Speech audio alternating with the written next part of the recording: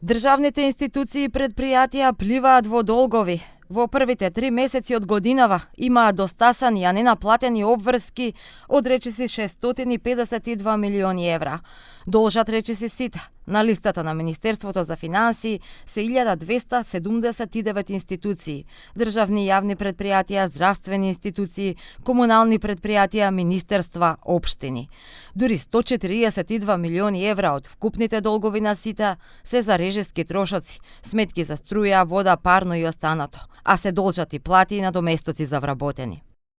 Долговите пораснале за 25,5 милиони евра во однос на последниот квартал од 2024 година. Тогаш вкупниот долг на 1255 институции бил 626 милиони евра. Но загрижува податокот дека за една година институциите успеале да го пораснат долгот за 161 милион евра. Во првиот квартал од 2024 долгот на 1306 институции изнесувал 490,7 милиони евра. Првите 5 најголеми должници се државните енергетски предпријатија како и железниците. Номагаз има 88,4 милиони евра долг, Елем над 59, а СМ дистрибуција на топлина 33,8 милиони евра. Ако се собере пак долгот на двете предпријатија на железницата, тој изнесува околу 135 милиони евра.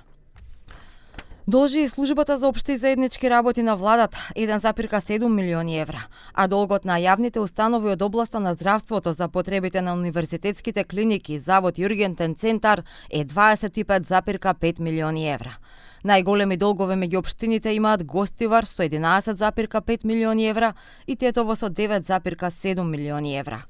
Од министерствата на врвот е здравство со долг од 1,85 милиони евра.